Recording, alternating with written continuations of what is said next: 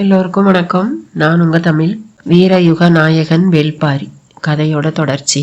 இரவின் 10ஆம் நாளிகை தொடங்கியது. மையூர் கிழார் தனது திட்டத்தை முழுமையாக விளக்கினார். கிழக்கு பக்கம் காட்டாற்றை கடந்தால் செவ்வெறி மேடு உண்டு. அங்கு புதிய மூஞ்சலை அமைக்க தளபதிகளுக்கு உடனே உத்தரவிடுங்கள். செவ்வெறி மேட்டை விட்டு இன்னும் பின்னால் சில காத தொலைவில் எங்களது பழைய கோட்டை ஒன்று உள்ளது. அளவில் மிகச் சிறியதுதான். அந்த கோட்டைக்குள் நீலனை சிறை வைத்து விடுவோம் என்றார். மையூர் கிழார் கூறுகின்ற நிலப்பகுதிகளை தளபதிகளும் அறிவார்கள். எனவே அவர் சொல்வதை உற்று கவனித்தனர். மையூர் கிழார் தொடர்ந்தார். உருமன் கொடியின் தலைமையிலான படை இப்போது இருக்கும் மூஞ்சல் பகுதியில் தடுப்பரணை ஏற்படுத்தி நிற்கட்டும். இவற்றில் இருந்து ஒரு காத தொலைவில் துடும்பனின் தலைமையிலான படை நிலை கொள்ளட்டும். அதற்கடுத்து காட்டாற்றை கடந்து செவ்வெறி மேடு இருக்கிறது. மேட்டில் கருங்கை வாணனும் நானும் நமது படையின் வலிமை கொண்ட பகுதியில் நிற்கிறோம். பரம்பு படை இங்கிருந்து தாக்குதலை தொடங்கும் போது நமது முன்கள தளபதிகள் சரியான நேரத்தில் பின்வாங்கி காட்டாற்றை நோக்கி அவர்களை இழுத்து வர வேண்டும். அவர்கள் நீலனை மீட்க நமது திசை நோக்கி வந்துதான் ஆக வேண்டும். மிகவும் பள்ளமான நிலப்பகுதியில் ஓடும் காட்டாரை கடந்து அவர்கள் மேலேறும் போது நாம் மேட்டு நிலத்திலிருந்து அவர்களின் மீது வலிமையான தாக்குதலை நடத்தி அழித்து ஒழிக்கலாம் என்றார். புதிய வெப்பன் உற்சாகமடைந்து கூவினான். நாம் முன்னரே திட்டமிட்டபடி மலையை விட்டு நன்கு தள்ளி களம் அமைத்து கொண்டால் நாகக்கரட்டின் மேல் இருந்து வழிகாட்ட முடியாது. அவர்கள் பெருமளவுக்கு குதிரைகளை இழந்துவிட்டனர். இனி அவர்களின் தொடர்புகள் முற்றிலும் அருந்துவிடும். இன்றைய போரில் பெரும் எண்ணிக்கையில் வீரர்களை இழந்துள்ள அவர்களை முழுமையாக கொன்றளிக்க இது நல்ல திட்டம். மையூர் கிழார் சொல்ல தொடங்கும் போதே காரமலையின் உச்சியில் ஒரு சிறு புள்ளியின் அளவுக்கு நெருப்பின் சுடர் தெரிந்தது. பந்தங்களை ஏந்தி ஓரிருவர் நடமாடுகின்றனர் என்று எண்ணினார். சிறிது நேரத்தில் இங்கொன்றும் அங்கொன்றுமாக மின்னல் வெட்ட தொடங்கியது. மழை வரும் அறிகுறி ஆதலால் பேசி முடித்து செயலில் வேகமாக இறங்க வேண்டும் என்றார் சோழவேளன். தளபதி உருமன் கொடி கேட்டான். நீலனை சிறை வைக்க போகும் பழைய கோட்டைக்கான பாதுகாப்பு என்ன என்று. அந்த கோட்டை மிகவும் வலிமையானது. அங்கு எமது வெங்கல் நாட்டின் தேர்ந்த போர் வீரர்கள் இருக்கிறார்கள். அதற்கு மேல் வேறேதும் தேவையில்லை என்றார். இதை சொல்லிய போது அவரின் கண்களுக்கு காரமலையின் வேறு சில திசைகளில் இருந்து சுடர்விடும் நெருப்பு பந்தங்கள் சிறு புள்ளிகளாக கீழ் இறங்கி வருவது தெரிந்தது. என்ன இது என்று இப்போது சற்று கூர்மையுடன் கவனித்தார். அதுவரை பேசாமல் இருந்த கருங்கை வாணன் சொன்னான். நீங்கள் சொல்லும் திட்டத்தில் காட்டாற்று பகுதி தாக்குதலே மிக முக்கியமானது. அவர்களை கீழ் நிலையில் நிறுத்தி நாம் மேல் நிலையில் நின்று தாக்குதல் தொடுக்க ஏதுவான இடம். மிக பொருத்தமான ஆலோசனை என்று சொன்னவன் சற்று சிந்தித்தபடி தொடர்ந்தான். காட்டெருமைகளின் தாக்குதலின் போது நமது யானைப்படையின் பின்புறத்தில் நின்றிருந்த ஒரு பகுதி யானைகள் பாதுகாப்பாய் திரும்பியுள்ளன. அந்த யானைகள் அனைத்தையும் நீலனை சிறை வைத்திருக்கும் கோட்டையை சுற்றி நிறுத்தலாம் என்றான்.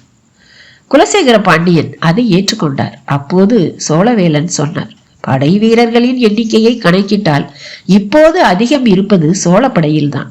7 சேனை வரையன்களும் 40க்கு மேற்பட்ட சேனை முதலிகளும் சுமார் 10,000 வீரர்களுக்கு மேல் எமது பாசறையில் இரவு உணவு அருந்தியுள்ளனர். இதை சொல்லும் போது செருக்கின் ஒலி இயல்பாய் மேல் எழுந்தது. இந்த எண்ணிக்கையை சொல்வதற்கும் காரணம் இல்லாமல் இல்லை. ஆனால் காரணத்தை வெளிப்படையாக சொல்லவில்லை. சோழவேளன் தொடர்ந்தார். நீங்கள் சொன்னபடி உருமன் கொடியின் தலைமையில் பாண்டிய படையின் ஒரு பகுதி மூஞ்சலில் நிற்கட்டும். துடும்பனின் தலைமையில் சேரர் படையின் ஒரு பகுதி 2ஆம் நிலையில் தடுப்பரணை ஏற்படுத்தி நிற்கட்டும். எமது முழு படையையும் செவ்வரிமேட்டின் மேற்பகுதியில் ஏற்றி நிறுத்துகிறேன். இது போக மற்ற 2 படைகளின் பகுதிகளும் செவ்வரிமேட்டில் நிற்கட்டும் என்றார். இதுவரை வில்படை, வாள்படை, தேர்ப்படை என்று படை தொகுப்புகளுக்குள் மூவேந்தர்களின் வீரர்களும் இணைந்திருந்து தாக்குதல் நடத்தினர். ஆனால் முதன்முறையாக மூவேந்தர்களின் படைகளும் தனித்தனியாக அணிவகுத்து நிற்போம் என்று வலிமையான குரலில் சொன்னார் சோழவேளன். அதற்கு காரணம் இன்று மூஞ்சலின் மீது நடந்த தாக்குதலில் ஒருங்கிணைப்பு இல்லாததால் ஏற்பட்ட பேரிழப்புதான். குறிப்பாக புதிய வெப்பனின் உத்தரவுகள் மற்ற படையணிகளுக்கு குழப்பத்தையே உருவாக்கின. எனவே அதிக எண்ணிக்கையை கொண்ட வீரர்களின் படையணியான தனது அணியை தேவையில்லாமல் இழப்புக்கு உள்ளாக்கிவிடக் கூடாது என்ற சிந்தனையோடு சோழவேளன் இதை சொன்னார். இதை வெளிப்படையாக விவாதிக்க முடியாது. இதே காரணம் ஏற்கனவே குலசேகர பாண்டியனுக்கும் சொல்லப்பட்டு விட்டது.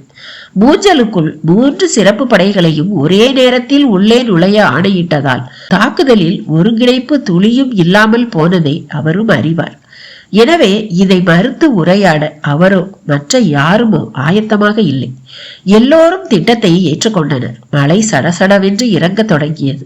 இடியோசை காரமலை எங்கும் எதிரொலித்தது. வேந்தர்களின் தேர்கள் விரைந்து மூஞ்சலை நோக்கி சென்றன. இறந்த வீரர்களின் உடல்களை அப்புறப்படுத்தும் வேலை முடிந்தபாடில்லை. ஆனால் மழையும் பெய்ய தொடங்கிவிட்டதால் தங்குவதற்கு அருகில் வேறு இடமும் எதுவும் இல்லை. எனவே பாதிப்படையாமல் இருக்கும் குலசேகர பாண்டியனின் கூடாரத்தில் ஐவரும் நுழைந்தனர். தளபதிகளோ பேசப்பட்ட திட்டத்தின் அடிப்படையில் உடனடியாக வேலையை தொடங்கினர். இரும்பு சட்டகத்தால் ஆன கூட்டு வண்டியில் நீலனை ஏற்றினர். வாழ்படை தளபதி மாகநகனின் தலைமையிலான படை அவனை செவ்வெறிமேட்டுக்கு அப்பால் இருக்கும் பழைய கோட்டைக்கு கொண்டு சென்றது. தொடங்கும் போதே மழையின் வேகம் யாவரையும் மிரட்டியது. காரமலையில் மின்னலும் இடியும் விடாது இறங்கின. நீலனை வெளியேற்றிய பிறகு அவன் இருந்த கூடாரத்துக்குள் தளபதிகள் அனைவரும் வந்து நுழைந்தனர். அவர்களை தொடர்ந்து அமைச்சர்களும் உள்ளே நுழைந்தனர். காற்றின் வேகம் அதிகமாக இருந்ததால் கூடாரங்களின் ஆட்டமும் அதிகமாகவே இருந்தது. உள்ளே நுழைந்த சிறிது நேரத்தில் கங்கைவாணன் கேட்டான், நீலன் இந்த கூடாரத்தில் தான் இருந்தான் என்பதை இரவாதனின் படையினர் எப்படி கண்டறிந்தனர் என்று. யாரிடமும் பதில் இல்லை. மையூர் கிழார் கூடாரத்தின் வாசல் வழியே வெளியில் எதையோ பார்த்து கொண்டிருந்தார்.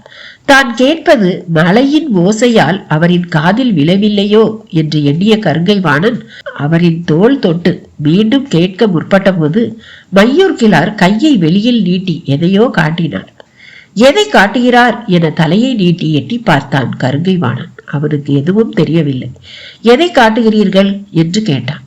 அங்கே பாருங்கள், தீப்பந்தங்களை எடுத்துக்கொண்டு சிலர் மலையை விட்டு கீழே இறங்கி வந்து கொண்டிருக்கின்றனர் என்றார். கொட்டும் மலையில் தீப்பந்தங்களை எப்படி ஏந்தி வர முடியும் என்று கேட்டான் கருங்கைவாணன். எனக்கும் விளங்கவில்லை, ஆனால் பந்தங்கள் முன்னோக்கி நகர்ந்து வந்து கொண்டிருக்கின்றன என்று சொன்னவர், வாருங்கள் பரன் மீது ஏறி நின்று பார்ப்போம் என்று கூறி உடனடியாக கூடாரத்தை விட்டு வெளியில் வந்தார். அவரை தொடர்ந்து கருங்கைவாணனும் வெளியேறி வந்தார். இருவரும் குதிரைகளில் ஏறி பாய்ந்து சென்றனர். மற்ற தளபதிகளுக்கு தலைமை தளபதிகளை தொடர்வதா அல்லது கூடாரத்துக்குள்ளே இருப்பதா என்று தெரியவில்லை. சரி, நாமும் போவோம் என்று உருமன் கொடியும் துடும்பனும் அவர்களை பின்தொடர்ந்தனர். அமைச்சர்கள் மட்டும் கூடாரத்திலேயே இருந்தனர். பாண்டிய அமைச்சன் ஆதிநந்திக்கு கருங்கைவாணன் எழுப்பியது மிக முக்கியமான கேள்வி என்றும் அதை கண்டறியவில்லை என்றால் நீலன் இருக்க போகும் செவ்வெறிமேட்டின் பழைய கோட்டையையும் பரம்பினர் கண்டறிந்து விடுவார்கள் என்றும் தோன்றியது. ஆனால் இதை பற்றி உரையாட தளபதிகள் யாரும் இல்லை. எல்லோரும் வெளியில் போய்விட்டனர். தளபதிகள் பரன் அடிவாரத்துக்கு வந்து சேர்ந்தனர். காற்றோடு மழை பெய்வதால் பரன் ஆடியபடி இருந்தது. மேலே ஏறுவது பாதுகாப்பானது தானா என்று ஒரு கணம் சிந்தித்தார். 3 நாட்களுக்கு முன்பு வீசிய பேய் காற்றையே தாங்கிய பரன் இந்த காற்றுக்கு ஒன்றும் ஆகிவிடாது என்று சிந்தித்தபடியே வேக வேகமாக மேலே ஏறினார். அவரை தொடர்ந்து கருங்கைவாணன் மேலேறினான். மற்ற 2 தளபதிகளையும் கீழேயே நிற்க சொன்னார் மையூர் கிழார். பரன்மேல் நாளிகை வட்டியில் கவிழ்ந்து கிடந்தது. திசைவேளரின் குருதி முழுவதையும் மாமழை கழுவி தீர்த்தது. தளபதிகள் மேலே ஏறிய போது அவர்களின் கால்களில் மிதிபட குருதியின் உலர்ந்த தடம் கூட பரன்கட்டைகளில் இல்லை. மேலேறிய இருவரும் மேற்கு பக்கமாக திரும்பி பார்த்தபடி நின்றனர். கருங்கைவாணனின் கண்களுக்கு முதலில் எதுவும் தெரியவில்லை. மழை உரத்து பெய்தது. மையூர் கிழார் கை நீட்டி கத்தி சொன்னார். ஆனாலும் அவனுக்கு புலப்படவில்லை. இடப்புறம் இருந்து வாள் வீசுவது போல மின்னல் ஒன்று நாகக்கரட்டை வெட்டி இறக்கியது. வெளிச்சத்தில் தட்டியங்காடு முழுக்க ஒளியால் பளிச்சிட்டு மறைந்தது. அந்த கணத்தில் தான் கருங்கைவாணன் பார்த்தான். நாகக்கரட்டின் மேல் இருந்து குதிரைப்படை ஒன்று தட்டியங்காட்டின் வலதுபுறம் நோக்கி கீழிறங்கிக் கொண்டிருந்தது.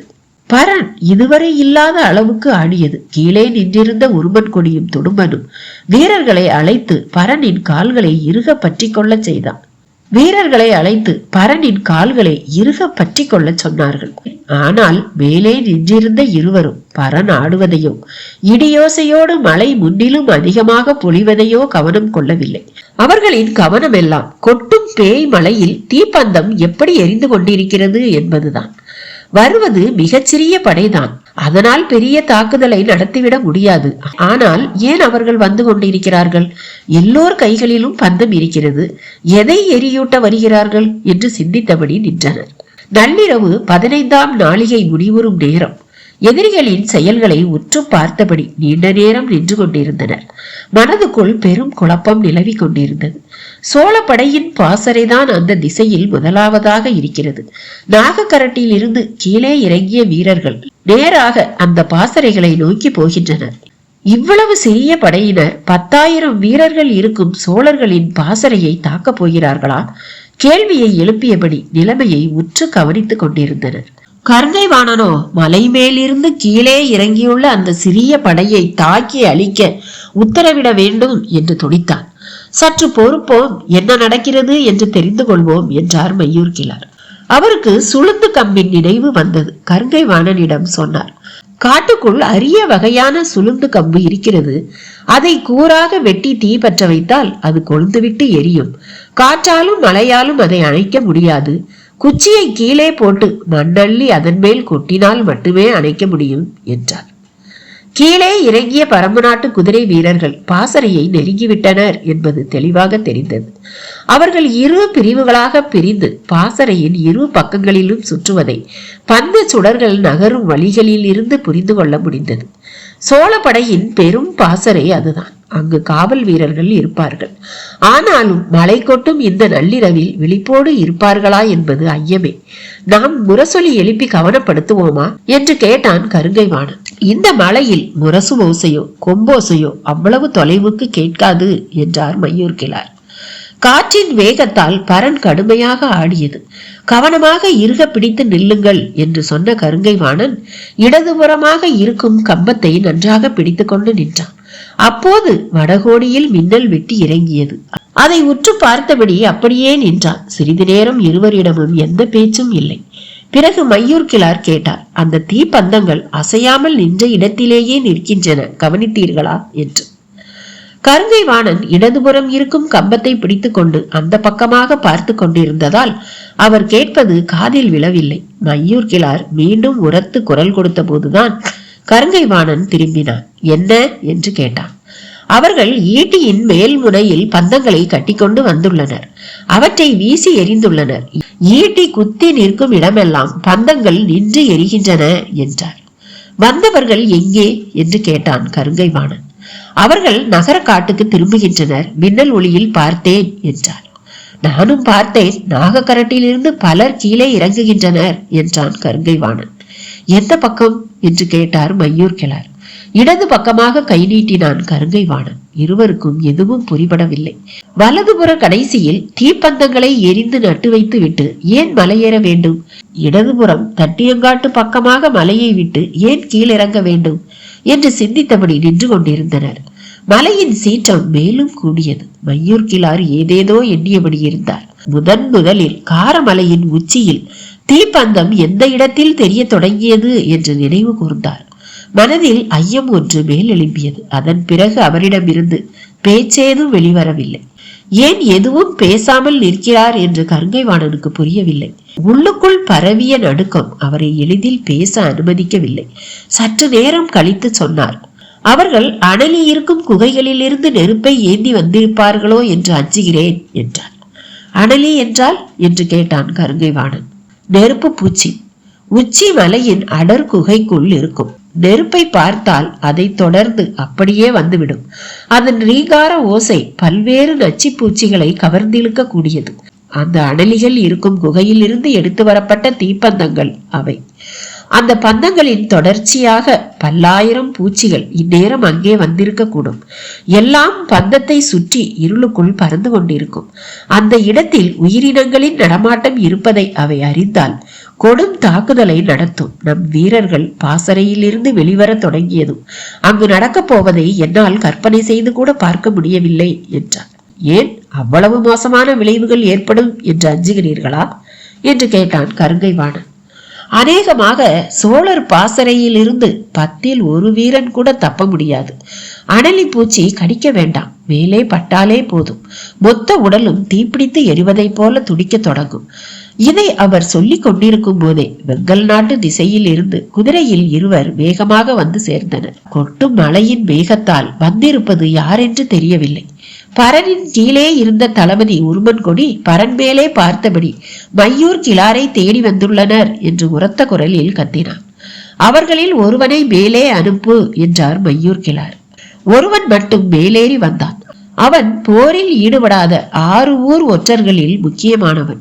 மையூர் கிளாரால் அந்த பணிக்கு நியமிக்கப்பட்டவன். மேலேறிய வேகத்தில் சொன்னான், அவர்கள் அனலியை இறக்கிவிட்டார்கள் என்று.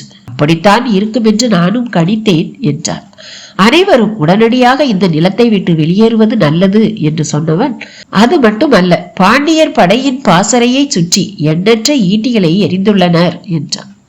பாண்டிய வீரர்களின் பாசறை சோழப்படைக்கு கீழ்ப்புறமாக இருப்பதால் இங்கிருந்து பார்ப்பது கடினம். எனவே பரன்மேல் இருந்தவர்களுக்கு அது பற்றி தெரியவில்லை. பந்தத்துடனா என்று பதற்றத்துடன் கேட்டார் மையூர் கிளார்.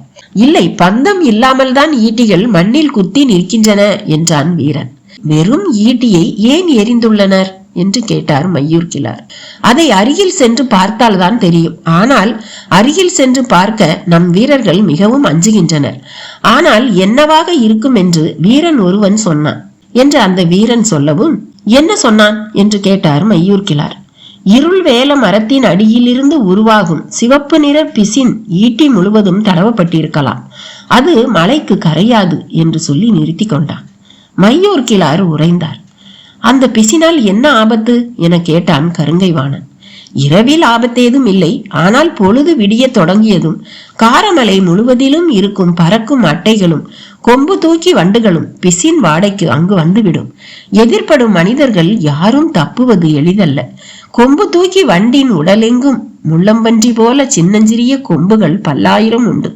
ஒரு கொம்பு மனிதனின் மீது பட்டால் போதும், விரல்கள் ஒவ்வொன்றும் கையளவு பருத்துவிடும். 1 மாதம் ஆனாலும் அவனால் எதுவும் செய்ய முடியாது என்று சொல்லிக் கொண்டிருக்கும் போதே பரனின் கீழே ஏதோ சத்தம் கேட்டது. என்னவென்று எட்டி பார்த்தான் மையூர் கிளார். வெங்கல் நாட்டு அரண்மனையின் தலைமை ஒற்றன் மேலே அனுமதிக்க சொல்லி சத்தம் கொடுத்து கொண்டிருந்தான். அவனை மேலே அனுப்பு என்று கத்தினார் மையூர் கிளார். அவரின் ஓசை எதுவும் கீழே கேட்கவில்லை. கையசைவை வைத்து புரிந்து கொண்ட உருமன்கொடி அவனை மேலே அனுப்பினான். காற்றும் மழையும் இவ்வளவு அதிகமாக இருக்கும்போது ஏன் இவரையும் மேலே அனுப்ப சொல்கிறார் என்று கோபப்பட்டான் உருமன்கொடி. அவன் ஏறும் வேகமே பரனை எதிர் திசையில் ஆட்டுவதை போல இருந்தது. பதற்றத்தின் உச்சத்தை அவனது உடலின் வேகம் சொல்லியது. படியில் ஏறும்போதே சத்தமாக சொன்னான், பரம்பின் 12 குடிகளும் கீழிறங்கி விட்டன என்று. எதை சொல்கிறாய் என்று கேட்டார் மையூர் கிளார். ஆம், 4 குடிகளை தவிர பரம்பில் அடைக்கலமான 12 குடிகளும் இறங்கி தாக்க பாரி அனுமதி அளித்து விட்டான். தலைமுறை தலைமுறையாக வேந்தர்களின் மீது இருக்கும் பகை தீர்க்க எல்லோரும் மலையை விட்டு கீழே இறங்கி விட்டனர் என்றான் அந்த வீரன். அப்போது பேரோசையோடு வெட்டி இறங்கிய மின்னல் ஒளியில் மையூர் கிளாரின் முகத்தை பார்த்தான் கருங்கைவாணன். அதன் பிறகு அவன் வாய் திறக்கவே இல்லை. வந்தவன் சொன்னான், வெங்கல் நாட்டினர் எல்லோரும் வெளியேறி விடுங்கள் என்று 6 ஊர்க்காரர்களிடமிருந்து செய்தி வந்துள்ளது. இனி இந்த மண்ணில் மிஞ்ச போவது யாரும் இல்லை. உயிர் பிழைத்துக் கொள்ளுங்கள் என்று பரம்பின் செய்தி பரவி கொண்டிருக்கிறது. காற்றின் வேகத்தால் தான் நாம் ஆடுகிறோமா அல்லது உடலின் நடுக்கமா என்று ஐயம் எழத் தொடங்கியது. முடிவை காலம் தாழ்த்தாமல் எடுங்கள் என்று கத்தினான் 2வதாக வந்தவன். காற்றின் வேகத்தை எதிர்கொள்ள முடியாமல் பின்புறமாக திரும்பி அந்த பக்கம் இருக்கும் கம்பத்தை இறுக பற்றினார்.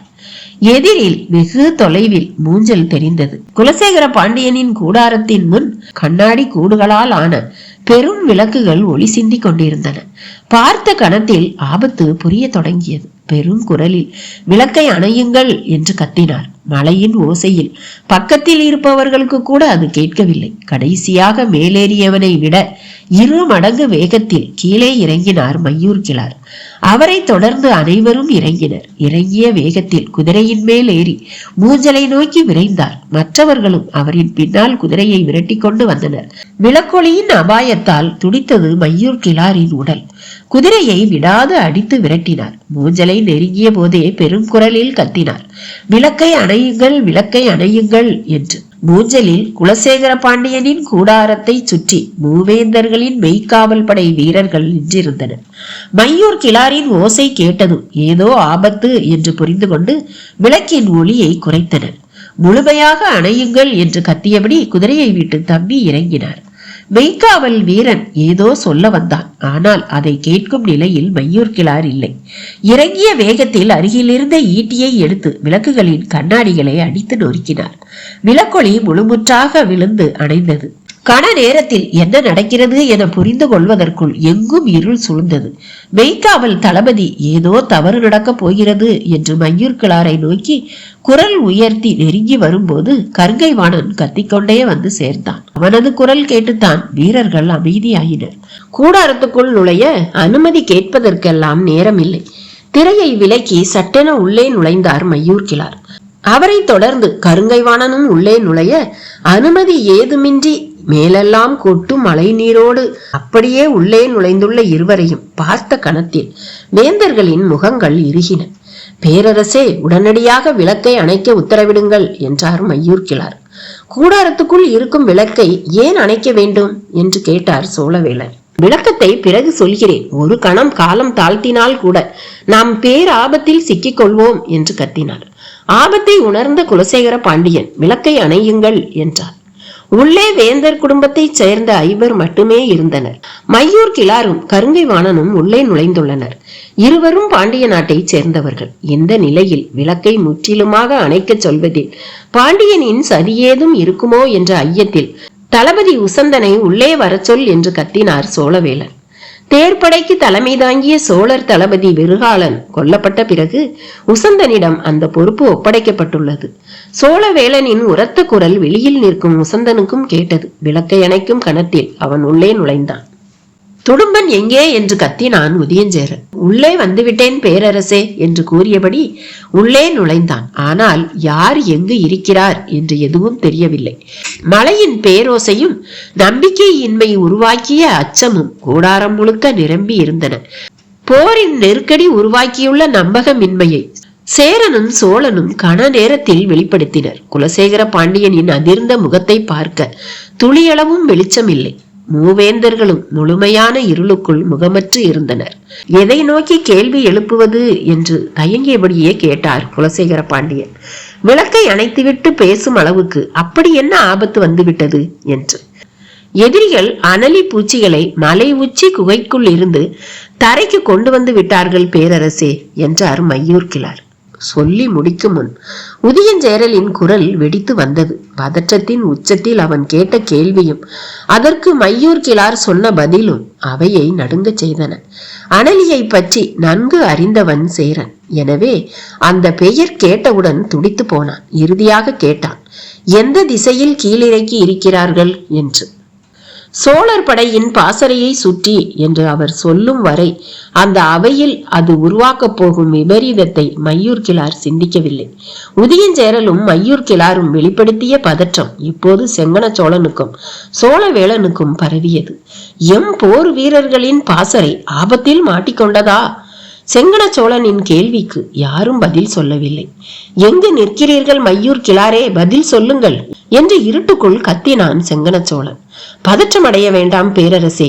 இரவில் வீரர்கள் யாரும் வெளிவராமல் கூடாரத்துக்குள்ளே இருக்க வேண்டும். பொழுது நன்றாக விடிந்து கதிரவன் ஒளி காய்ந்து இறங்கும் வரை அனலி ஆற்றலோடு இருக்கும். உச்சி வெயில் ஏறிய பிறகு அதன் வேகம் குறையும். ஆனால் அதுவரை வீரர்கள் யாரும் கூடாரத்தை விட்டு வெளிவரக்கூடாது என்றான். இரவின் இறுதி 5 நாளிகையிலேயே பாசறையில் வேலைகள் முழுமையாக தொடங்கிவிடுமே.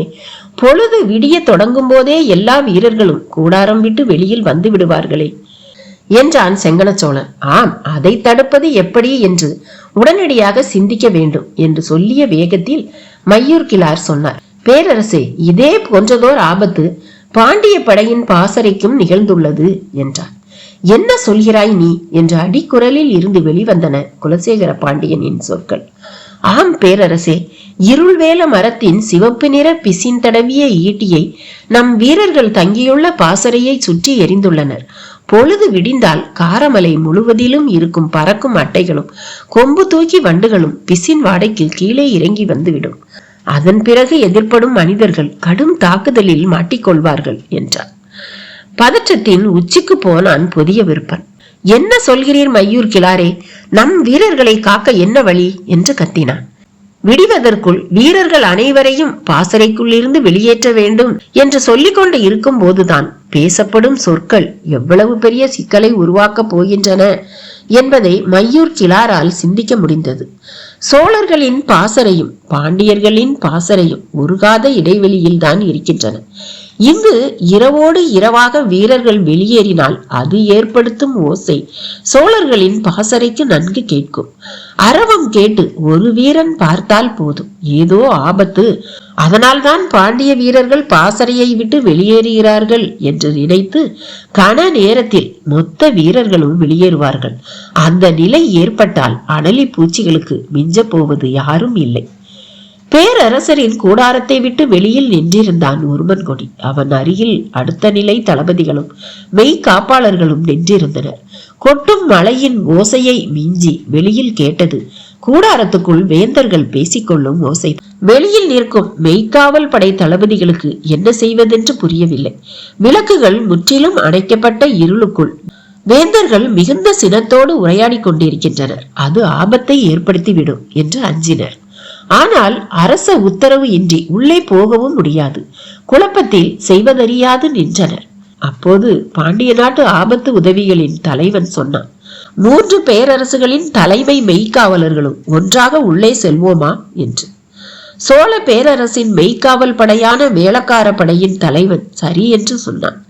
ஆனால் சேர மன்னனின் மெய்க்காவல் படையான காக்கு வீரர்களின் படைத்தலைவனிடம் இருந்து மட்டும் பதில் வரவில்லை.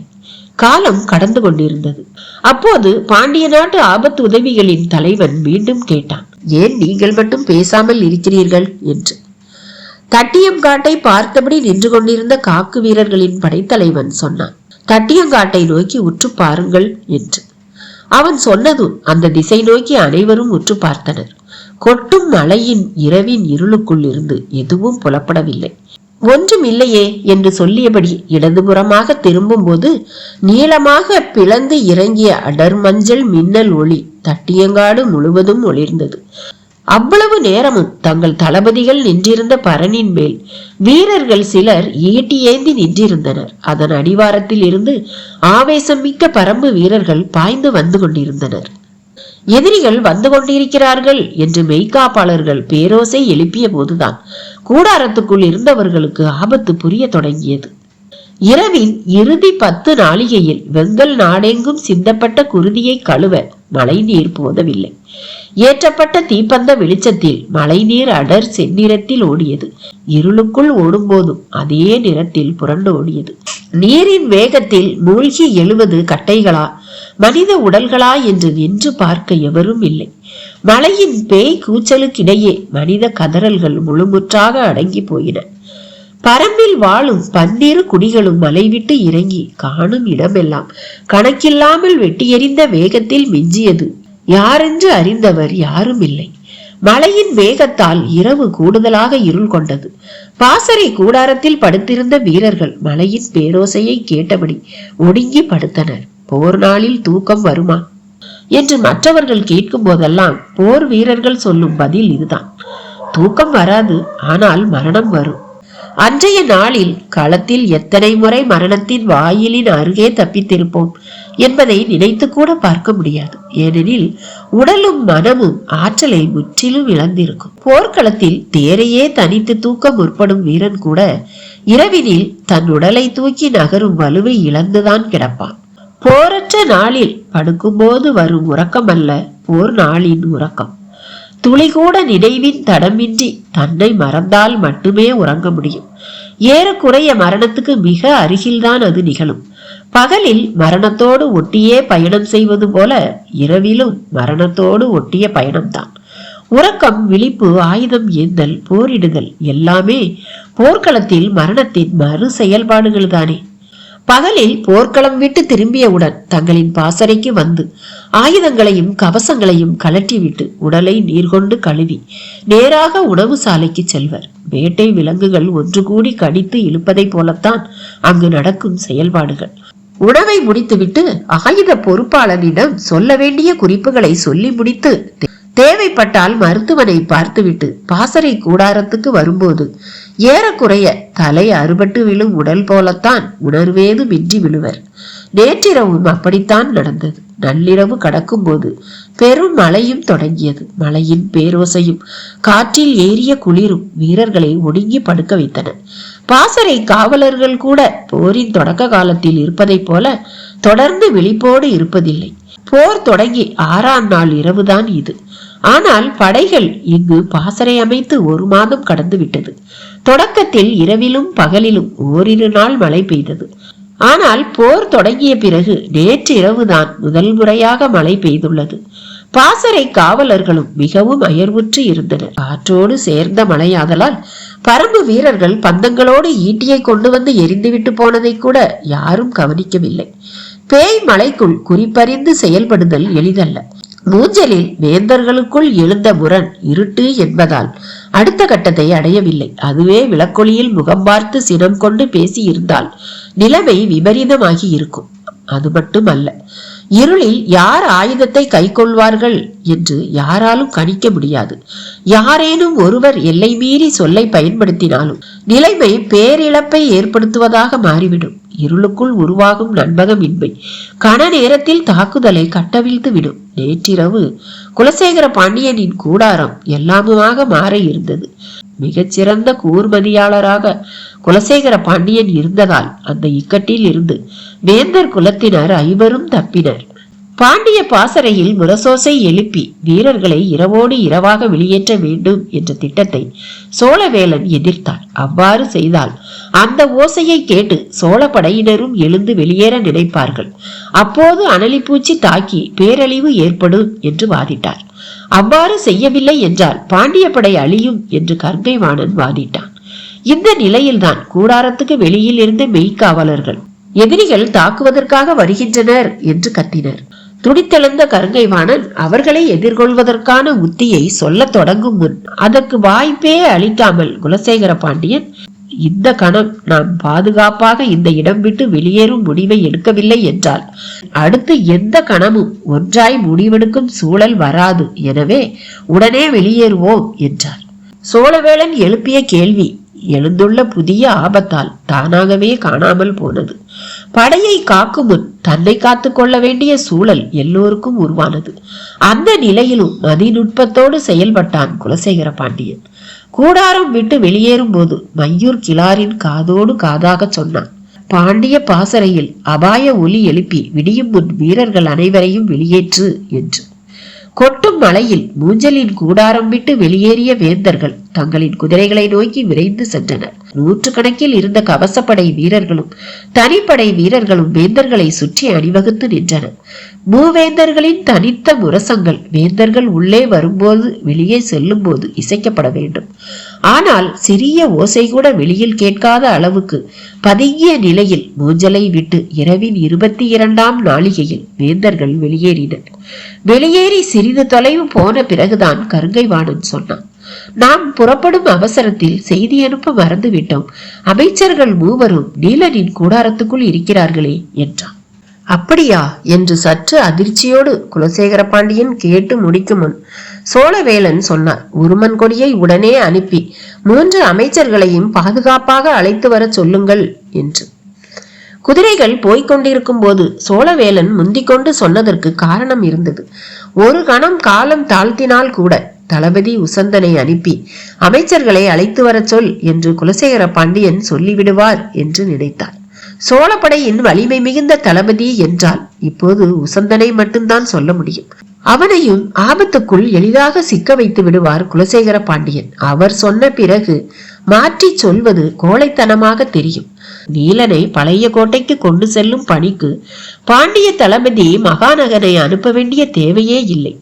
பாதுகாப்பு வீரர்களே இதை சிறப்பாக செய்வார்கள். ஆனால் தன் தளபதிகளை பாதுகாப்பான இடத்தில் சேமித்து வைத்துக் கொள்ள வேண்டும் என்பதில் குலசேகர பாண்டியன் முதலில் இருந்தே கவனத்தோடு இருப்பதாக சோழவேளன் கருதியதால் தான் உருமன் கொடியின் பெயரை முந்திக்கொண்டு சொன்னார். அதன் பிறகு குலசேகர பாண்டியனால் மாற்றி சொல்ல முடியவில்லை.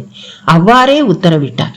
ஒருமன் கொடி 12 குதிரை வீரர்களோடு மூஞ்சலை நோக்கி பாய்ந்து போனான். குலசேகர பாண்டியனின் கூடாரத்தில் இருந்து மிக தள்ளி நீலனின் கூடாரம் இருந்ததாலும் மலையின் பேரோசையினாலும் வேந்தர்கள் புறப்பட்டதை அமைச்சர்களால் அறிய முடியவில்லை. ஒருமன் கொடி குதிரையை தாற்றுக்கோலால் மாறி மாறி அடித்து வேகத்தை கூட்டினான்.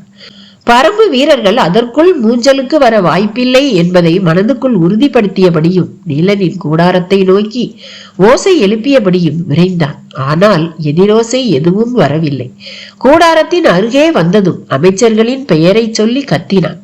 கொட்டும் மலையில் தனக்கே கேட்கவில்லையே என்று நினைத்தபடி வீரன் ஒருவனை உள்ளே போய் பார் என்று சொன்னான். அவன் சொல்லி முடிக்கும் போது அவனுக்கு பின்னால் எந்த வீரனும் உயிருடன் இல்லை. மலை ஓசையை மீறி கேட்டது ஒரு குரல். அது எதிரியின் குரல் என்று அறிந்த கணத்தில் வாளை உருவினான். அப்போது கூடாரத்துக்குள் இருந்து வெளிவந்த முடியனின் ஈட்டி ஒருமன் கொடியின் கீழ் நாடியில் குத்தி பின்மண்டையில் வெளியேறியது. குலசேகர பாண்டியன் காதோடு காதாக இட்ட உத்தரவுப்படி பாண்டிய பாசறையில் நள்ளிரவு முரசின் ஓசை எழுப்பப்பட்டது. நன்றாக உறங்கிக் கொண்டிருந்த வீரர்கள் திடுக்கிட்டு எழுந்தனர். உடனடியாக ஆயுதங்களை எடுத்துக்கொண்டு பாசறையை விட்டு வெளியேறுங்கள் என்று உத்தரவிட்டான் பாசறை தளபதி. மலை ஓசையால் அவனது குரல் பெரிதாக கேட்கவில்லை. எனவே வீரர்கள் கூடாரந்தோறும் சென்று சொன்னார்கள். முதல் 5-6 கூடாரங்கள் கலைய தொடங்கிய பிறகு செய்தி தனது போக்கில் பரவ தொடங்கியது. பேராபத்து வருவதாக கருதிய வீரர்கள் பதறியடித்து ஓடத் தொடங்கினர். பெரும் கூச்சல் மேலேறி வந்தது. மலையின் வேகம் சற்றே குறைய தொடங்கிய போது பாண்டிய பாசறையிலிருந்து பேரோசை மேலேறி வருவது சோழர்களின் பாசறைக்கும் எதிரொலிக்க தொடங்கியது. அந்த கணம் முதலே பேரழிவு தொடங்கியது. சோழப்படை வீரர்கள் அஞ்சி வெளியேறிய கணத்தில் அனலிகளின் தாக்குதல்கள் தொடங்கின. கண்ணுக்கு தெரியாமல் இருளுக்குள்ளிருந்து பெரும் படை வருகிறது என்று எண்ணிய வீரர்கள் சிறு பூச்சிகளை ஒரு பொருட்டாகவே நினைக்கவில்லை. கையில் சிக்கிய ஆயுதங்களை எடுத்துக்கொண்டு வீரர்கள் ஓடத் தொடங்கினர். நாகக்கரடு இருக்கும் மேற்கு திசைதான் எதிரிகள் இருக்கும் ஆபத்தான திசை என்பதால் கிழக்கு திசை நோக்கி ஓடத் தொடங்கினர். பாண்டிய பாசறை ஒரு காத தொலைவில் வடகிழக்கு திசையில் இருந்தது. அங்கிருந்து மேலேறி வந்த ஓசையும் இங்கிருந்து மேலேறிய ஓசையும் வெகு விரைவாக இணைந்தன. அனலிகள் தாக்க தொடங்கிய சிறு கணத்திலேயே வீரர்கள் எழுப்பும் ஓசையின் தன்மை மாறத் தொடங்கியது. சோழ படையின் எண்ணிக்கை மிக பெரியது என்பதால் கதறலின் பேரோசை இருளை நடுங்க செய்தது. தப்பித்து ஓடத் தொடங்கிய சோழப்படை வீரர்கள் பாண்டிய வீரர்களோடு இணைவதற்கு ஆகும் நேரம் கூட அனலிகள் எடுத்துக்கொள்ளவில்லை. அதற்கு முன்பே பாண்டிய படையின் பந்த வெளிச்சத்தை நோக்கி அனலிகள் வந்து சேர்ந்தன. அந்த திசையில் பரம்பு வீரர்கள் யாரும் இல்லை. அனலிகள் பற்றியும் மற்ற நஞ்சு பூச்சிகள் பற்றியும் பரம்பினர் நன்கு அறிவார்கள். அதுவும் இந்த பேய் மலையை யாரும் எதிர்பார்க்கவில்லை. மழை முடிந்த கணத்தில் காட்டுக்குள்ளிருந்து கிளம்ப போகும் பூச்சி வகைகளை யாராலும் கற்பனை செய்து கூட பார்க்க முடியாது. பள்ளம் நோக்கி பாயும் நீர் போல அனலியின் வாசம் நோக்கி பறக்கும் நஞ்சுயிர்கள் அனைத்தும் வந்து சேரும். இரவின் பூச்சிகளை அனலியும் பகலின் பூச்சிகளை கொம்பு தூக்கி வண்டின் ரீங்காரமும் கொண்டு வந்து சேர்த்துவிடும். இப்போது மழையும் இணைந்து கொண்டதால் நிலைமை பல மடங்கு மோசமாக போய்விட்டது. எனவே பரம்பு வீரர்கள் யாரும் அந்த திசை பக்கமே போக வேண்டாம் என்று பாரி கூறியிருந்தான். அவனது திட்டம் முழுவதும் வெங்கல் நாட்டின் நடுப்பகுதியில் நிலை கொண்டு தாக்க வேண்டும் என்பதுதான். அங்குதான் சேரப்படையின் பாசறை இருக்கிறது. இந்த போரில் மிக கவனமாக இருப்பவன் சேரன் தான். அவன் பாசறை அமைக்கும் போதே பாதுகாப்பு மிக்க இடத்தை தேர்வு செய்திருந்தான். அவனுடைய வீரர்களை தாக்கி அழிப்பதும் மூஞ்சலில் இருந்து தப்பி வெளியேறுபவர்களை தாக்கி அழிப்பதும் வேந்தர்களின் சிறப்பு படையை தாக்குவதும் நீலனை கவனத்துடன் மீட்பதுமாக பல்வேறு முறையில் தாக்குதல் உத்தியை வகுத்திருந்தான் பாரி. இரவின் பிடி உதிரும் போது வேந்தர் படையின் ஆற்றல் முற்றிலும் உதிர்ந்திருக்க வேண்டும் என்பதுதான் பாரியின் திட்டம். 3 பாசறைகளையும் தனித்தனியாக அழித்தொழிக்கும் நடவடிக்கைகள் நடந்து கொண்டிருக்கும் போதே வேந்தர்களின் சிறப்பு படைகளின் மீது இடியென தாக்கும் போர் உத்தியை வகுத்திருந்தான் பாரி. குலங்கள் வாரியாக திட்டங்கள் வகுக்கப்பட்டு எல்லைகள் பிரிக்கப்பட்டன. சோழர் பாசறையிலும் பாண்டியர் பாசறையிலும் இருந்து உயிர் பிழைத்து வருகிறவர்களை எதிர்கொள்ள வெங்கல் நாட்டின் நடு பகுதியில் ஆயத்தமாக நின்று கொண்டிருந்தது பிண்டனின் தலைமையிலான படை. போர்க்களத்தில் வேந்தர் படை வீரர்கள் கவச பாதுகாப்போடு அனைத்து விதமான ஆயுதங்களையும் கைக்கொண்டு போரிடும் போதே பரம்பு வீரர்களையும் எதிர்கொள்வது மிகவும் கடினம். ஆனால் இப்போதோ இரவில் பேர் அச்சத்தோடு கைகளில் ஓரிரு ஆயுதத்தை மட்டுமே எடுத்துக்கொண்டு ஓடி வருகிறவர்கள் விண்டன் தலைமையிலான பரம்பு படையை எப்படி எதிர்கொள்ள முடியும்? பின்னால் துரத்தும் பேர் ஆபத்தில் இருந்து தப்பி பிழைக்கவே வீரர்களின் பெரும் கூட்டம் ஓடி வந்தது. அவர்களாக வந்து ஈட்டிகளில் பாய்ந்து மாய்வதை போலத்தான் கணக்கே இல்லாமல் மாய்ந்து கொண்டிருந்தனர். எதிர்நிலையில் நின்ற விண்டன் தாக்கவே இல்லை, ஆனால் அழிக்க மட்டும் செய்தான். அழிவு கணக்கே இல்லாமல் நடந்து கொண்டிருந்தது. பல்லாயிரம் மணிகள் கோர்க்கப்பட்ட மாலை ஒரு இடத்தில் அருந்தவுடன் மொத்தமும் மண்ணில் உருள்வதை போலத்தான் படையில் கட்டுக்கோப்பு அருந்த கணத்தில் பல்லாயிரம் தலைகள் மண்ணில் உருண்டு கொண்டிருந்தன. விண்டனின் தலைமையில் வந்தவர்கள் 6 இடங்களில் தனித்தனியாக நின்றிருந்தனர். வர வர வெட்டி சரிக்கும் வெறியோடு நின்றவர்களை நோக்கி அடலிகளால் விரட்டப்பட்டவர்கள் இடைவிடாது வந்து கொண்டிருந்தனர். அச்சத்தோடு பாய்ந்து வருபவர்களுக்கு முன்னால் தனது கூரிய ஆயுதங்களை ஏந்தி நின்றான். பட்டு போன இலையை கழுமர முனையால் குத்துவது போலத்தான் அந்த பேரழிவு நடந்தது. துளியளவு ஆற்றல் கூட இல்லாமல் அஞ்சி ஓடி வரும் கூட்டம் அவன் உருவாக்கி இருந்த பொறிக்குள் கணக்கே இல்லாமல் விடியும் வரை விழுந்து கொண்டே இருந்தது. இதே நேரத்தில் சேரனின் பாசறையை தாக்க உதிரனின் படைக்கு உத்தரவிட்டான் பாரி. சுமார் 8000 வீரர்கள் இருந்த பாசறையை நள்ளிரவு உதிரனின் தலைமையிலான படை சுற்றி வளைத்தது. மழை கொட்டி கொண்டிருந்த போதும் கொம்பூதி முழக்கமிடச் சொன்னான் உதிரன். தூங்கிக் கொண்டிருப்பவர்களை தாக்கக்கூடாது, எனவே தாக்குதலுக்கு ஆயத்தமாக சொல்லி அழைத்தான். அந்த நேரத்தில் தான் மூஞ்சலில் இருந்து கிழக்கு திசை நோக்கி விரைந்து வந்து கொண்டிருந்தனர் வேந்தர்கள். மெய்க்காவல் படையினர் மிகுந்த கவனத்தோடு முன்னும் பின்னுமாக அணிவகுத்து சென்றனர். பந்த ஒளி இல்லாததால் அடர் இருட்டில் பயணப்பட வேண்டி இருந்தது. மழையும் விடாது பொழிந்து கொண்டிருந்தது. சரியான திசை வழியில் வேந்தர்களை அழைத்து செல்ல வேண்டும் என்பதால் மையூர் கிழார் முன்னால் போய்கொண்டிருந்தார். ஒவ்வொருவரின் எண்ண ஓட்டமும் ஒவ்வொரு விதமாக இருந்தது. குலசேகர பாண்டியன் தனது பாசறை வீரர்கள் பாதுகாப்போடு வெளியேறி இருப்பார்களா என்ற சிந்தனையிலேயே இருந்தான். செங்கட சோழன் தங்கள் படை வீரர்களை காப்பாற்ற என்ன வழி என்ற சிந்தனையில் இருந்தான். பரம்பின் தாக்குதல் எப்படி இருக்கும் என்பதை எழுவனாற்றில் அறிந்தவன் அல்லவா அவன். அவனது உடல் நடுக்கத்தை உள்ளுணர செய்து கொண்டிருந்தது. ஆனால் சோழவேலனும் புதிய விற்பனும் எந்த நிலையிலும் பாரியை கொன்றளிக்காமல் இந்த நிலம் விட்டு அகன்றுவிடக் கூடாது என்று எண்ணியபடி இருந்தனர். கருங்கை வாணனின் சிந்தனை முழுவதும் உருமன் கொடியை பற்றியதாக இருந்தது. இவ்வளவு நேரத்தில் அவன் அமைச்சர்களை அழைத்து வந்திருக்க வேண்டுமே, ஏன் இன்னும் வரவில்லை என்று நினைத்தபடியே குதிரையை விரைவுபடுத்தினான். யாரையாவது அனுப்பி நிலைமையை அறிந்து வர சொல்லலாமா என்று தோன்றியது. குதிரையை விரைந்து செலுத்தி முன்னால் போய்கொண்டிருந்த மையூர் கிழாரிடம் வந்து கேட்டான். உருமன் கொடி இன்னும் வந்து சேரவில்லை, அமைச்சர்கள் என்ன ஆனார்கள் என்று தெரியவில்லையே என்றான். இதில் தெரிந்து கொள்ள என்ன இருக்கிறது, அனைவரும் கொல்லப்பட்டிருப்பார்கள் என்றார் மையூர் கிழார். கருங்கை வாணன் சற்றே அதிர்ச்சி கொள்ளானான். உருமன் கொடி பெரும் வீரன், அவனை எளிதில் வீழ்த்திவிட முடியாது என்றான். தளபதிகள் வீரத்தோடு இருந்து என்ன பயன், வேந்தர்கள் கூர்மதியோடு இருக்க வேண்டும் அல்லவா என்றார் மையூர் கிழார். ஏன் அப்படி சொல்கிறாய்? நாம் மூஞ்சலை கடந்து ஒரு காத தொலைவு வந்த பிறகு அமைச்சர்களை மீட்கும் முயற்சியில் ஈடுபடலாமா? இத்தனை நாள் போருக்கு பிறகும் எதிரியின் வேகத்தையும் வலிமையையும் இவர்கள் என்னதான் புரிந்து கொண்டார்கள் என்றார் மையூர் கிழார். அதற்காக அமைச்சர்கள் மூவரையும் அப்படியே விட்டுவிட முடியுமா என்றான் கருங்கை வாணன். ஏன் முடியாது? மறதியும் கவனக்குறைவும் தவிர்க்க முடியாதவை அல்லவா. அதன் விலை அமைச்சர்களாக இருந்தாலும் கலங்காது முடிவெடுக்க வேண்டும். ஒருவரின் தளபதியை இன்னொருவர் சிக்க வைத்து விடுவார் என்ற பதற்றத்தில் மூவரும் மாறி மாறி மற்றவர்களை சிக்க வைத்துக் கொண்டிருக்கிறார்கள். அமைச்சர்களோடு நின்றிருக்க வேண்டிய இழப்பில் உருமன் கொடியையும் சேர்த்து விட்டார்கள். இதே நிலை நீடித்தால் நிலைமை படுமோசமாகி விடும் என்றார் மையூர் கிழார். ஏன் நம்பிக்கை இழந்து பேசுகிறாய்? மழையையும் மீறி கேட்டது கருங்கை வாணனின் குரல். போர்க்களத்தில் 2 செயல்கள் தான் உண்டு. ஒன்று தாக்கி அழிப்பது, இல்லை என்றால் தப்பி பிழைப்பது. நாம் முதல் கட்டத்தின் இறுதி நிலைக்கு வந்து விட்டோம். எனவே 2ஆம் கட்டம் பற்றிய சிந்தனை தானாகவே மேலெழுகிறது என்று கூறிய மையூர் கிழார் தொடர்ந்து சொன்னார். உருமன் கொடி கொல்லப்பட்டிருந்தால் அடுத்து ஒரு பொழுதுக்குள் நாம் தாக்கப்படுவோம் என்று. அப்படியா சொல்கிறாய்? எந்த திசையிலிருந்து தாக்குதல் வர வாய்ப்பிருக்கிறது என்று கேட்டான் கருங்கைவாணன். அதுதான் தெரியவில்லை.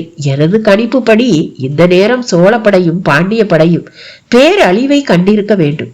உதயஞ்சேரல் தன் தளபதி துடும்பனை அனுப்பி அவனது பாசறையில் இருக்கும் வீரர்களை வெளியேறும்படி கூறியுள்ளான். மையூர்கிழார் இப்படி சொல்லவும், இல்லையே, துடும்பன் நம்முடன் தானே இருந்தான் என்றான் கருங்கைவாணன். மூஞ்சலில் இருந்து புறப்படும் போது நம்முடன் தான் இருந்தான். இடையில் அவனை பாசறைக்கு சேரவேந்தர் அனுப்பி வைத்து விட்டார் என்றார் மையூர்கிழார். சொல்லும் போது இடியோசையால் நிலம் நடுங்கியது. மிக அருகில் விழுந்திருக்க வேண்டும். குதிரைகள் மிரண்டு கனைத்தன. நாம் இப்போது எந்த திசையில் எதை நோக்கி போய்க் கொண்டிருக்கிறோம்? எது பாதுகாப்பானது என்று கேட்டான் கருங்கைவாணன். குதிரையை மலையின் தன்மைக்கு ஏற்ப எவ்வளவு முடியுமோ அவ்வளவு விரைவுபடுத்தியே மையூர்கிழார் சொன்னார். உண்மையை சொல்வதாக இருந்தால் எனக்கு எதுவும் புரிபடவில்லை.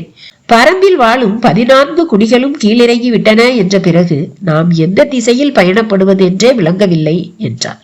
பாரி எந்த பக்கம் இறங்கியிருப்பான் என்பதை சிறிதும் முன் உணர முடியவில்லையா என்று கேட்டான். முடியவில்லை.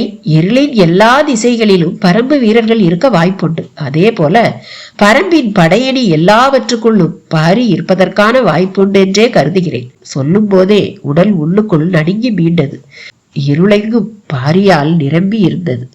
அப்படி என்றால் நாம் இப்போது என்ன செய்ய வேண்டும் என்று மறுபடியும் கேட்டான் கருங்கைவாணன். இப்போது இடியோடு இறங்கிய மின்னல் ஒளியில் எதிரிகள் நமது கூட்டத்தை தெளிவாக பார்த்திருப்பார்கள். எனவே நம்மை நோக்கி அவர்கள் விரைந்து வர வாய்ப்புண்டு என்றார். நாம் ஏதாவது ஒரு மறைவிடத்தில் தங்க முடியாதா? இன்று இரவை மட்டும் கழித்து விட்டால் போதும். காலையில் நிலைமையை வேறு விதத்தில் எதிர்கொண்டு விடலாம் அல்லவா என்றான் கருங்கைவாணன். நானும் அதை பற்றித்தான் சிந்தித்துக் கொண்டிருக்கிறேன். மறைவிடம் என்று ஏதும் இல்லை. எனது அரண்மனைக்கு போவதாக இருந்தால் நாமே ஆபத்தில் போய் சிக்கிக் கொள்கிறோம் என்று பொருள். ஏனெனில் வடதிசையில் காரமலைக்கு மிக அருகில் இருப்பது எனது அரண்மனைதான். இந்த நேரம் பரம்பு வீரர்கள் அங்கு இறங்கி இருப்பார்கள் என்று சொன்னவர் குதிரையை விரைவுபடுத்தியபடி, எனக்கு தெரிந்த ஒரே வாய்ப்பு மிக விரைவாக பயணப்பட்டு காட்டாற்றை கடப்பதுதான் என்றார். அங்கு என்ன வகையான பாதுகாப்பு ஏற்பாடு இருக்கிறது என்று கேட்டான். இந்த மலைக்கு காட்டாரில் நீர் பெருக்கெடுத்து ஓடும். மேடான பகுதியின் வழியே நான் ஆற்றை கடந்து அக்கறைக்கு அழைத்து சென்று விடுவேன். அக்கறையில் செவ்வரி மேட்டின் பக்கம் போய்விட்டால் போதும். நாம் இரவில் எந்தவித ஆபத்து குறித்தும் அச்சப்பட தேவையில்லை என்றார். ஏன் எதிரிகள் அங்கு வரமாட்டார்களா என்று கேட்டான். மலை மக்கள் அச்சப்படுகிற ஒரே பொருள் நீர் மட்டும்தான். மலை மக்களின் பெரும்பான்மையோருக்கு நீச்சல் தெரியாது. அடர் கானகத்தின் இருள் கண்டு சமவெளி மக்கள் எப்படி பயப்படுகிறார்களோ அதே போலத்தான் நீரை கண்டால் சற்று தள்ளியே நிற்பது மலை மக்களின் இயல்பு.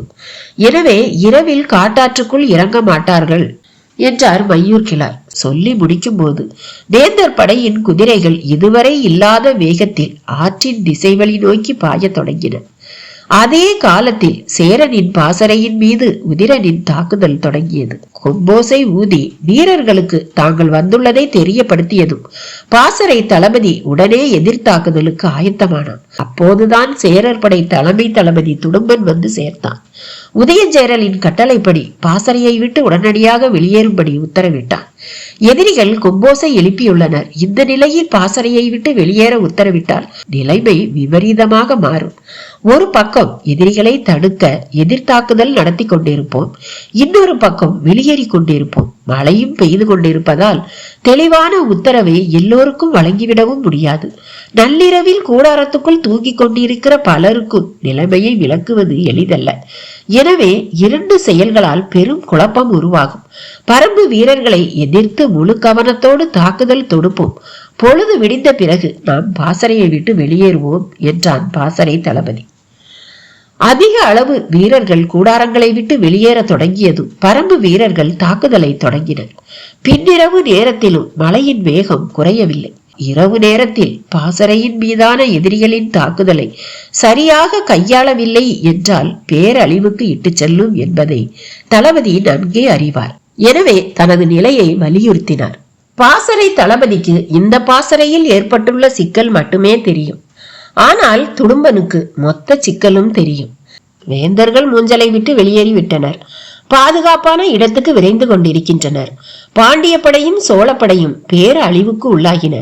அந்த நிலையில் சேரர் படை மட்டும் பாசறையில் இருந்தால் அது பேர் ஆபத்தாகும். எனவே ஒரு பகுதி வீரர்களை இழந்தாலும் நாம் இந்த இடத்தை விட்டு அகல்வதே பாதுகாப்பானது. இதை பாசறை தளபதிக்கு விலக்கி கொண்டிருக்க முடியாது. எனவே துடும்பன் வேந்தனின் கட்டளை ஏற்று மறு சொல்லுக்கு வழியில்லாதபடி உத்தரவை பிறப்பித்தான். பாசறை தளபதிகளால் அதை புரிந்து கொள்ள முடியவில்லை. தொடர்ந்து வாதிட்டான். ஆனால் நிலைமை கைமீறி கொண்டிருந்தது.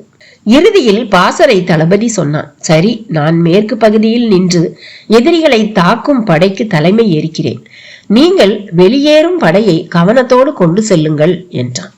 தன் பாசறை வீரர்களை காக்க அவன் இறுதி வரை எடுத்துக்கொள்ளும் முயற்சியை கண்டு மறுப்பேதும் சொல்லாமல் ஏற்றான் துடும்பன்.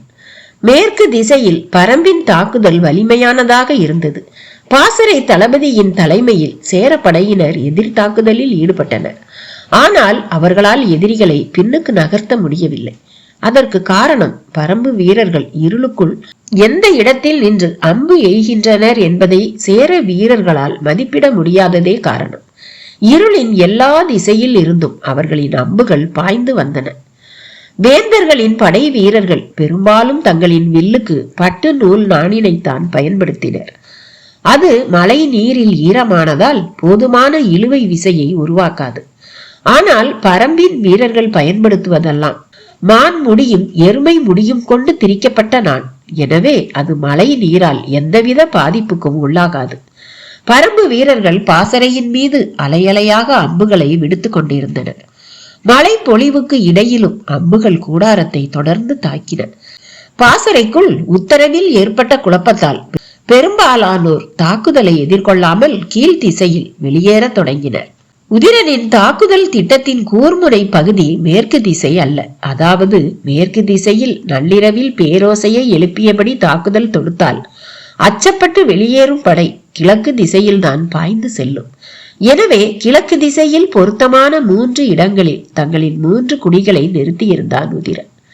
காய்ந்த புளிய மரங்கள், வாகை மரங்களின் கொப்புகள், மூண்டுகள் எல்லாவற்றின் மீதும் பரம்பு குடிகள் ஆயத்த நிலையில் காத்திருந்தனர். சேரப்படை வீரர்கள் வரத் தொடங்கிய பிறகு கிழக்கு திசை மரங்களிலும் மறைவுகளிலும் இருந்து தாக்குதல் தொடங்கியது. வாளும் ஈட்டியும் சபல குந்தமும் பெருங்குந்தமும் இடைவிடாது குத்தி தீர்த்தன. சகதியில் மிதித்து கொண்டே இருப்பது போல குத்துவாள்கள் இறங்கிக் கொண்டே இருந்தன. வல்லைய கம்புகளின் சிறுமணி யோசை திரும்பும் திசையெல்லாம் கேட்டது. பேய் மலையில் நனைந்து நடுங்கிக் கொண்டிருந்த ஆந்தைகள் பீரிடும் மனித கதறல் கேட்டு பொடவுக்குள் பதுங்கின. சேரனால் அழித்து ஒழிக்கப்பட்ட 3 குடிகளின் தாக்குதலால் இப்போது சேரர் படை பேரழிவை சந்தித்துக் கொண்டிருந்தது. பாண்டிய படையும் சோழப்படையும் அனலி தாக்குதலுக்கு அஞ்சி ஓடி வந்ததை போல சேரர் படை ஓடி வரவில்லை. எதிரிகள் தாக்குகின்றனர், பாதுகாப்பாக வெளியேற வேண்டும் என்ற உணர்வோடு ஆயுதங்களை கை கொண்டபடிதான் ஓடி வந்தனர். ஆனால் மழையும் இருட்டும் அவர்களை எதிர்த்து நிற்கும் பரம்பு வீரர்களை சரியாக கண்டுணர முடியாமல் செய்துவிட்டது. முன்புறம் தனது படை நினைத்து பார்க்க முடியாத அழிவை அடைந்து கொண்டிருக்கிற செய்தி துடும்பனுக்கு எட்டியது. எதிரிகளின் பொறியில் மாட்டிவிட்டோமோ என்று துடித்து போனான் துடும்பன். பாசறை தளபதி சொன்ன எச்சரிக்கை சரியாகி விட்டதே என்று நினைத்து தாக்குதல் நடக்கும் கிழக்கு முனைக்கு விரைந்தான். அவன் வரும்போது அழிவுற்ற அவன் படை வீரர்கள் மலையென குவிந்து கிடந்தனர்.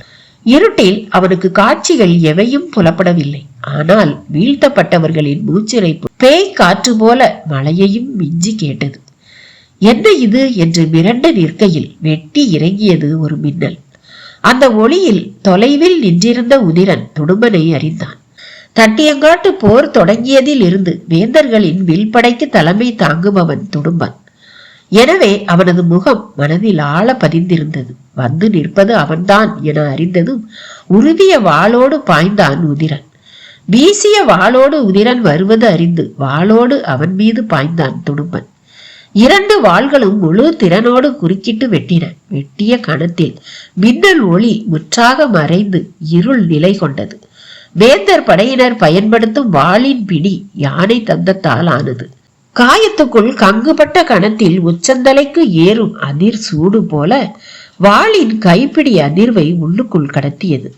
பரம்பினர் பயன்படுத்தும் வாளின் பிடி எருமை கொம்பால் ஆனது. அது வாளின் அதிர்வை கடத்தாது. உதிரனின் வாள் மோதிய கணத்தில் ஏற்பட்ட அதிர்வை துடும்பனின் கை உச்சந்தலையில் உணர்ந்தது. அப்போது கை தளர்ந்து பிறகு மீண்டும் இறுகியது. அப்படி இருக்கும்போது அவனது தலையை சீவி கடந்து கொண்டிருந்தது உதிரனின் வாள். பரம்பின் குரல் மீண்டும் ஒலிக்கும். இந்த கதையோட தொடர்ச்சி அடுத்த பகுதியில. பாய்.